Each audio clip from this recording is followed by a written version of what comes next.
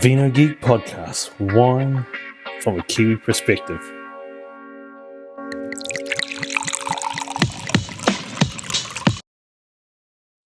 So, wines of the year. This has been put out by The Real Review. Every year they showcase their very best wines of the year. They've just released their finalists. So what we're going to do this week is go through those finalists and not predict who's going to win, because that's a little bit difficult, because it's all about what they prefer as opposed to what I may prefer. Instead, I'm going to talk about the ones that I love, the wines from the selection that are favourites of mine and ones that I would rate highly and be putting in. Yes, so those of you who are unfamiliar with The Real Review, they are one of the preeminent review platforms in New Zealand and Australia, headed by a number of masters of wine.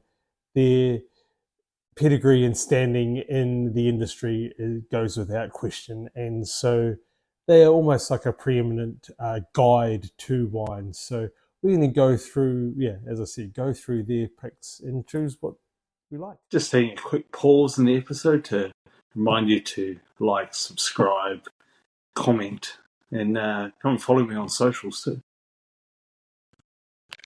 So first category we're going to start off with is the sparkling wine. Now, this category as a whole is something, the wines, I actually haven't tried any of the three. They're all very much niche and sort of the premium, the top end of Kiwi method and sparkling. The three finalists are the Cloudy Bay Polaris 2013, so 13-year-old sparkling. One thing I have to say is that I've never really been a fan of the Polaris style, but on good authority, I know that they have changed the way they run their program.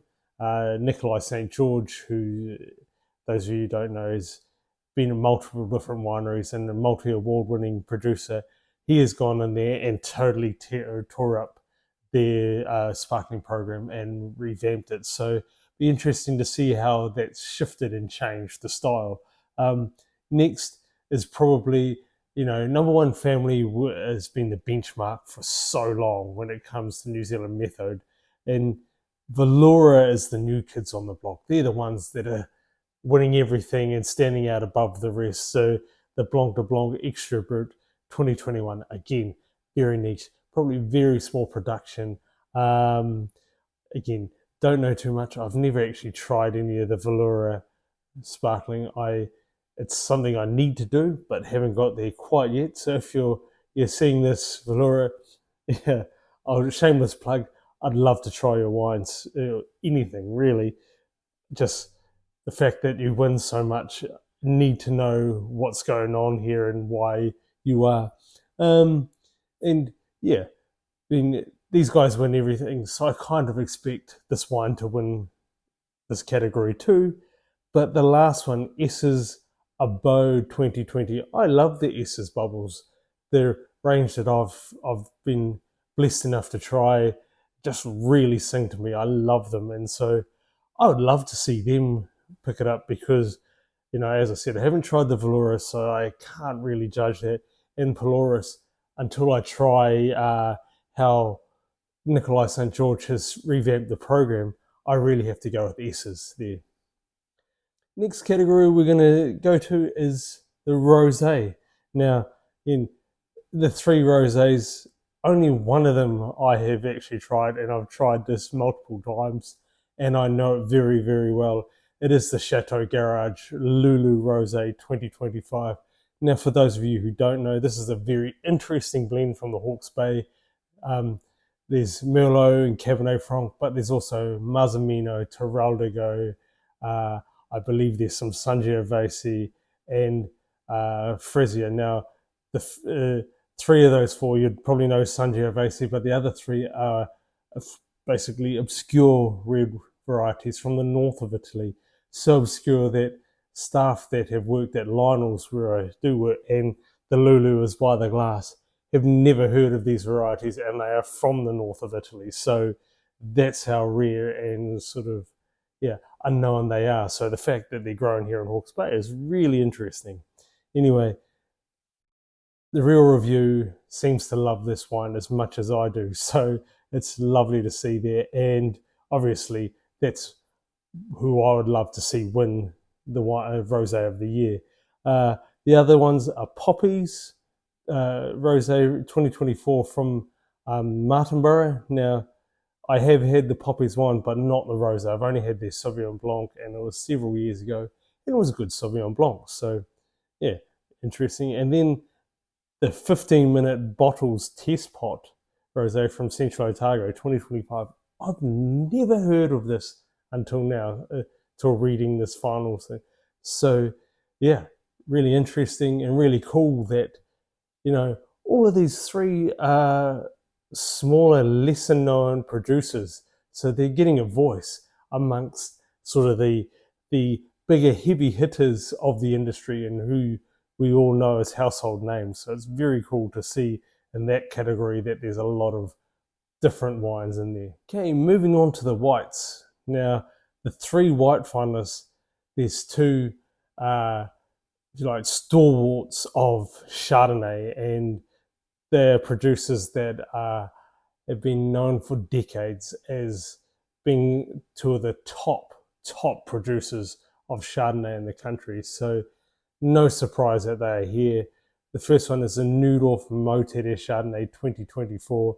And one thing I have to say before I touch on the next one is 2024 for Chardonnay across the board seems to be a beautiful year. Everything that I've had from 2024 has just been super, super classy and really, really awesome to see.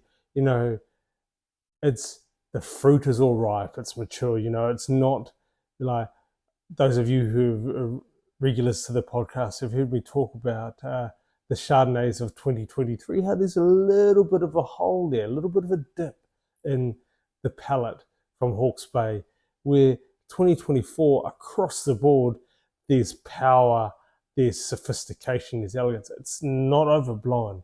None of these Chardonnays have been overblown. They've been well managed, very tempered, but just beautiful. So to see two from two of the benchmark producers, Neudorf Mourvedre and the Kumi River Coddington, incidentally, which is at Lionel's on the menu. Well, the last couple of bottles we have anyway, which was by the by. But to see two of the classy operators from their Chardonnays from 2024 sort of speaks volumes for the vintage across the board in New Zealand for Chardonnay, especially given that one's from Auckland and one's from Nelson. So that's very cool. The next one is the wine that I'd love to see pick up this award, because I love what these guys do. I mean, the East Hope Two Terraces Chenin Blanc. So East Hope, Rod and Emma East Hope, and their sons. It's a family operation. They build everything from the ground up in their property. Sure, this one they get from the famed Two Terraces, which, ironically, I'll tell you this little story. So I was actually asked the other day. I know that the person who asked me this question used the wrong word. So she asked me what my favorite vineyard was. Now, I would imagine she was meaning to say my favorite winery or wine producer, but she said vineyard. So I responded, in that manner. So, and I said, probably my favorite vineyard is, and I said it's quite a difficult thing to sort of pick from, is probably the Two Terraces vineyard where this wine comes from. Reason being is that everything that I've had from the Two Terraces vineyard is excellent. It just is really, really smart, really good, and it doesn't matter who's producing it. Obviously, the winemakers are really good producers, but the fact is it also comes back to where the fruit is grown and how it's produced, the fruit. And Two Terraces vineyard is what stands out when I try these wines, and I go, whether it's Chardonnay, whether it's Chenin Blanc, whether it's Pinot Noir or Gamay Noir, they are just rock star wines, and you have to go back to the vineyard and I'm not taking anything away from Rod and Emma and how they produce their wines, because their wines are beautiful. Another little side note is I didn't realize that the results were published on the Real Review, not, and it wasn't hidden behind their paywall. You can actually access it for free, which is very cool. So I went onto AI and see if I could just sort of crack around and get around the system. AI couldn't. AI couldn't get through, and they actually thought that it was the East Hope Home Block Chardonnay that was part of the finalists, which, to be honest, the Chardonnay current vintage is stunning. It is seriously good, and I wouldn't have been surprised in the slightest if their Chardonnay was there, because it was beautiful. I actually recently tried it, and yeah, it was just beautiful. And in a future episode, I will review it, because it's well worth it, and it needs to be reviewed and it needs to be talked about, because these producers that are just small producers that are making exceptional wines, you need to know about them, because likes of these guys, Rod and Emma and their kids do everything. They built the vineyard, they built the winery, they do all the picking, they do all the winemaking, they do the bottling, they do the labeling, they even deliver the wines. I mean, does help that they regularly come over they come to Taupo to holidays, so they deliver their wine when they're coming through. But they do everything, and so how much time do they have left for marketing? So somebody's got to help them out. So I can. Anyway, yeah. So that would be my pick for the white wine of the year. I'd love to see them win it, because it puts them on the map with these big heavy hitters. Okay, now the reds. The reds, again, is a scenario where I know one of the wines and the other two, yeah, lesser so. So first off, we have the Burn Cottage Sabine Pinot Noir 2022. Now, one thing I've recently realized is how good the 2022 vintage is from Central. And I believe it's because it's a cooler vintage. It's not a cold vintage, but it's cooler. So, longer ripening time, longer hang time, mature acidity, defined, everything has definition. It's not overblown with too much sugar, not too fruited. It has that spine of acidity, which I love. I prefer Pinot Noir from a cooler vintage, because you get just those more nuanced styles. You don't get that in your face. You don't get that overblown fruit. It's not fruit dominant. It's these other things going on in there, and it just creates for me a better wine. So I can see why the Burn Cottage is there. Again, serious producer, and from a really good vintage.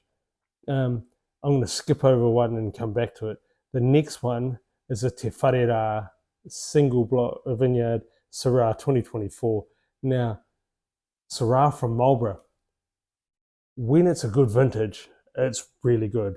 I'd love to try this, because the Syrah I've tried in the past from Marlborough has had a green, almost Szechuan peppercorn character, rather than the white or the black pepper from Hawke's Bay. The pepper characteristic is different. It's really cool, because you get that a point of difference. It's from a different area. So I'd love to see if Te Wharera gets that that type of pepper in there, or whether it's more towards the black/white pepper that you get from Hawke's Bay. So I'd love to see that and see if it is that style. But it's great to see a producer like Te Wharera that just does everything right. That they're there. I, it's one of those things I constantly look at Te Wharera for lists, but it's difficult to list because of who they use to distribute their wines, and kind of sucks because the wines are really good, and so it's just with difficulty trying to get their wines into a restaurant and list them. But yeah, just something. If you guys are out there and you hear this, think about that, because as much as they're probably doing the business, they could be doing more. And then the last one, who I would love to see win it again, is Chateau Garage Cornerstone Cabernet Sauvignon 2024. Now, they're very cool that Ollie has 2 wines in the wines of the year because, again, micro producer, small producer from the Hawke's Bay, just doing everything right again. And those of you who are long-time followers know that their 21 vintage of the Cornerstone was one of my top wines of the year, for my first ever wines of the year. And it was the most surprising wine that I tried that whole entire year back in 2023. Stunning wine. And 23, given that it was the cyclone year, was also very good. Harder to sell because it was the cyclone year, and so it had those greener characters in there, but it was really well made. I haven't had the 24 yet, but again, I'm picking it to be just outstanding again. Maybe not quite to the level of 2021, but it'll be just underneath it. So excited to see that. Last category is a sweet wine, and the 3 that may the final 3 for this category deserve to be there. And whilst I haven't had any of these 3 wines that are here, I know the producers and I know what they do and how they do it and how well they do things. So the first is the Framingham F Series Auslese Riesling 2024. Now, Framingham is, they get Riesling. So one of the few producers in the country, I feel, that really get Riesling. I mean, for me, it's Framingham, it's John Forrest, and it's Pegasus Bay. They're the top 3, and everybody else falls into line after them. And so to see them here, I can guarantee that the wine will be a high quality and a high class wine. Next one is the Grey Wacky Botrytis Pinot Gris 2023. Now, again, Grey Wacky, they continually just put out high quality wines across the board. They really do execute everything they do to a very, very high level. So to see this here, it's not a surprise to me, given the quality across the board that they produce. And this, the same can be said about Prophet's Rock, the last one, the Vinda Pale 2022. Again, go down another storyline here. Years ago, probably the last one that Scenic Cellars and the Merchant ever did, a sample, it was a regular thing, was the samples tasting, where we just put the word out to every producer, every distributor, said, okay, we would like some wine, you send in wines that you'd like to have on the shelf, we'll taste them and see whether they're any good. And you get a serious amount of wines, in the hundreds. And other retail companies, stores do the same, because, this is where you see new things and you see some surprises, and creates, you fill out your shelf with things that you would never normally fill them out with. And this particular tasting, Prophet's Rock, every wine that they contributed made the top 10. Every single one of them. There was 3 of us that were in charge of, that sort of really counted. The rest of the staff got to go through and try the wines, but the 3 of us, our scores were collated, and we all were in agreement that these wines were special and they were all in there. And it was just why do we not have Prophet's Rock on the shelf?